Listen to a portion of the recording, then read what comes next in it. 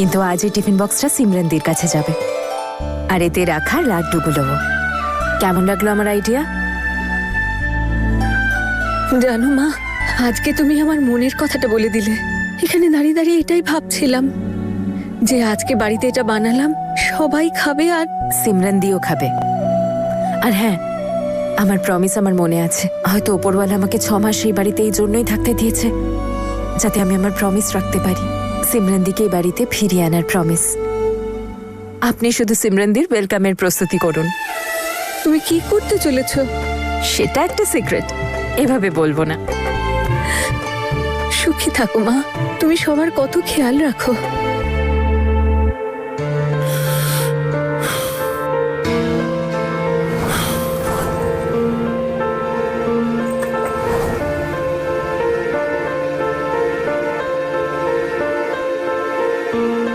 Jasmine, jasmine, কি হয়েছে বীর? আরে একটা রেড কালারের ফাইল ছিল না, যার মধ্যে স্টুডেন্টের ইনফরমেশন ছিল, দেখেছো কোথাও?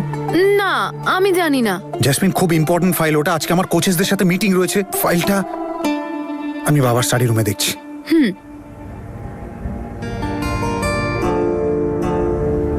আচ্ছা ভাই, দেখিস তো কেবিনে একটা রেড কালারের ফাইল থাকবে। রেড কালারের, হ্যাঁ দেখ তো একবার।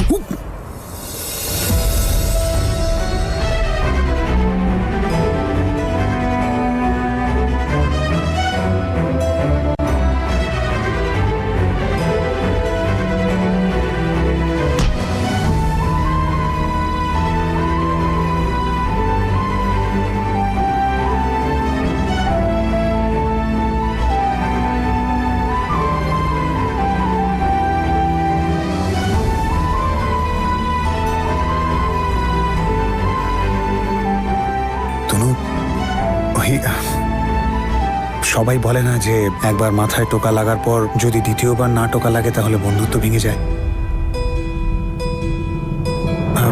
আরেকবার যদি। তার কোনো প্রয়োজন নেই।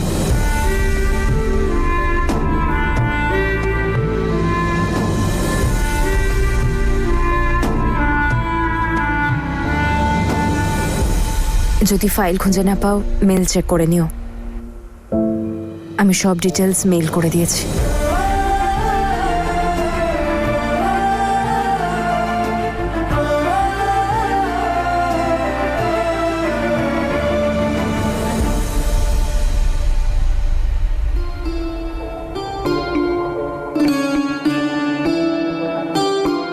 আচ্ছা জেসমিন, আমি একাডেমি যাচ্ছি, আমার মিটিং আছে। জেসমিন, অ্যাকচুয়ালি একাডেমিতে অনেকগুলো কাজ পেন্ডিং রয়েছে। তুমি যদি একটু আসতে তাহলে খুব ভালো হতো। বীর, আজ না, আমি খুব টায়ার্ড আর আমার ভালো লাগছে না।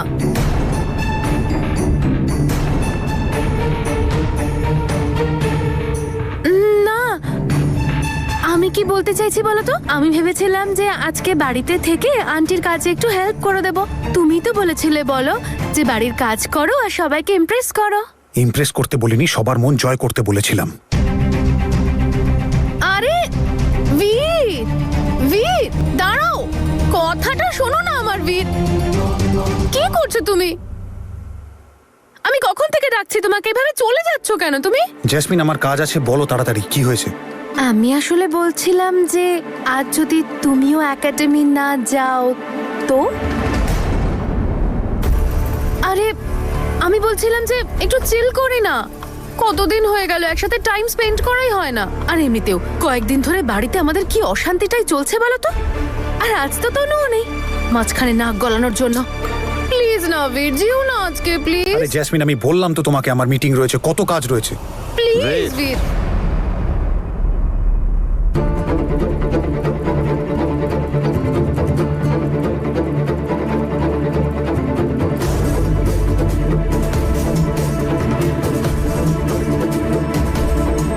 আজকাল একাডেমিতে তোর মন নেই কেন? কাল নতুন কোচকে দেখলাম, বলছিল যে 1 সপ্তাহ ধরে কোনো কাজই হয়নি। তুই নিশ্চয়ই ওখানে যাসনি। এসব আজে বাজে কাজ ছাড় আর একাডেমিতে মন দে। কথা কানে ঢুকলো? আর একটা কথা তুই কান খুলে শুনে নে, যে এই একাডেমির ব্যবসাটা গোটা পরিবারের, আর এখানে যারা কাজ করে তারা মাইনে পায়। আশা করি কথাটা বুঝতে পেরেছিস। তোর ফুর্তি কিন্তু শুধু 6 মাসই চলবে। যদি তারপর ডিভোর্স হয় তো একাডেমির সাথে তোর কোনো সম্পর্ক থাকবে না। না, তুই ওখান থেকে একটা টাও পাবি। যেদিন থেকে তুই তনুকে সরিয়ে এই মেয়েটাকে একাডেমির দায়িত্ব দিয়েছিস, সেদিন থেকে আমার ভরসা তুই হারিয়েছিস। দেখি তুই কি করে সামলাস।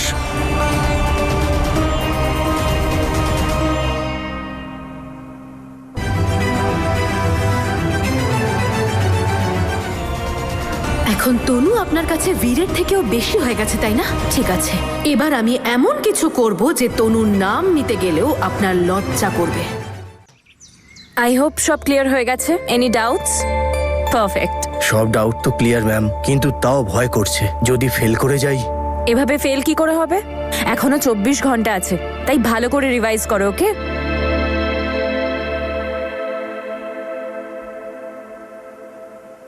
তনু, হাই দিদি, কেমন আছো? আমি খুব ভালো আছি। তুমি বলো না, তোমার খবর কি? আচ্ছা, তুমি তোমার ফেভারিট জিনিস খেতে চাও? আমার ফেভারিট খাবার? আন্টির হাতে বানানো লাড্ডু। বাহ! কিন্তু তনু, যদি বাবা জানতে পারে যে তুমি আমার সাথে দেখা করতে এসেছো, তাহলে বাবা খুবই রাগ করবেন, সব শেষ হয়ে যাবে। সেটা তো ঠিক, কিন্তু লাড্ডু খেলে তোমার আর আন্টির মুখে যে হাসি আসবে না, তার জন্য আমি আঙ্কেলের কাছে একটু বকা খেয়েই নেব। এবার তুমি বলো, লাড্ডু খাবে কি না? তুমি আমাকে এতটাই লোভ দেখালে তনু, যে আমি আর না করতে পারবো না। ঠিক আছে, তুমি এক কাজ করো, এসব কথা ছাড়ো আর তাড়াতাড়ি এখানে এসো। ঠিক আছে। আচ্ছা, একটা শর্ত আছে। শর্ত? কিসের শর্ত? আমি বাড়িতে এসে তোমায় সব বলছি, তুমি শুধু ক্যান্ডিকে রেডি করে রেখো। See you, bye. ওপরওয়ালা, সিমরনদিকে ওর ফ্যামিলির কাছে ফিরিয়ে দেওয়ার জন্য আমি আমার চেষ্টা শুরু করলাম। প্লিজ আমায় হেল্প করো।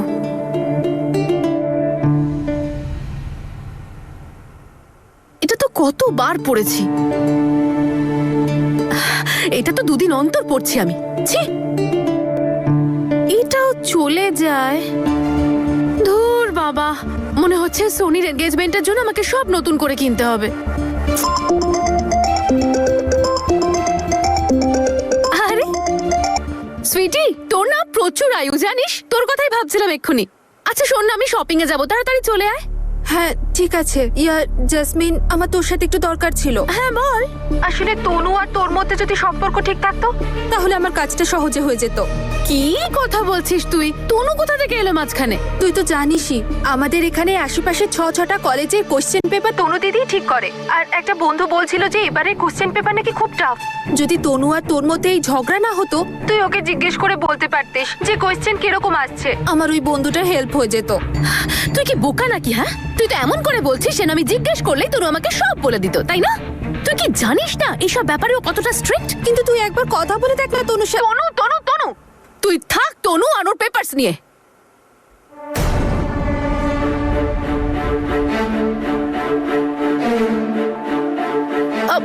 সুইটি সোনা, আই লাভ ইউ। তুই কি ভালো।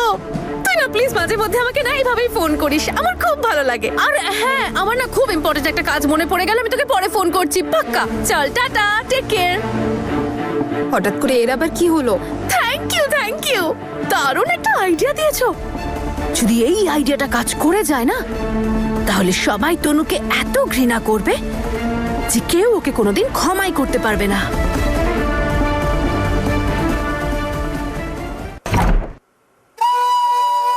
ওয়াও, কত বড় বাড়ি! কার বাড়ি? আমাদের। ভালো লেগেছে তোমার? খুব ভালো। আমি এখানে ব্যাট বল খেলতে চাই। এখনই খেলছি। নাও, ক্যাচ ধরো। দাও দাও, বলটা ছোড়ো, জোরে ছোড়ো। ছোড়ো।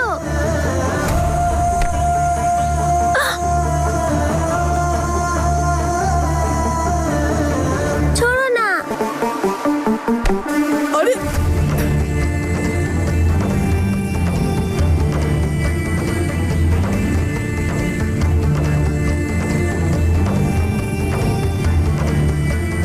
এই ছোট্ট সোনাটা কে মা? দাদু ভাই।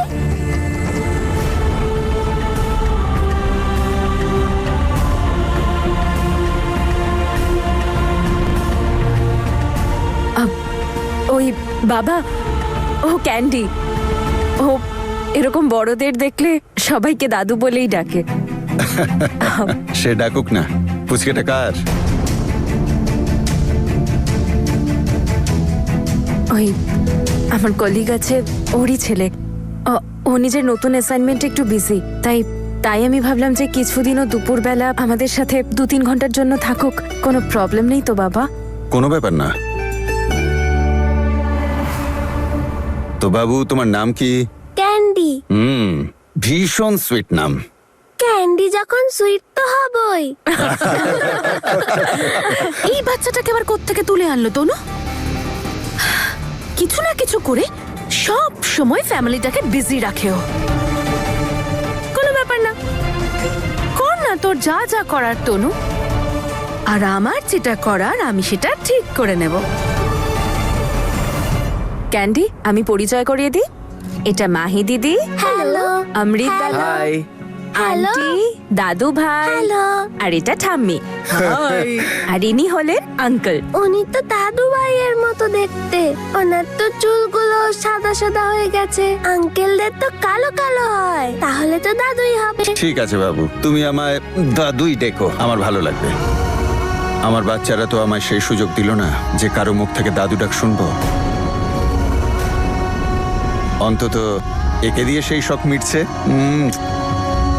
বাবা, মা, জানি না কেন মনে হচ্ছে এই বাচ্চাটার সঙ্গে আমার অনেক পুরনো সম্পর্ক।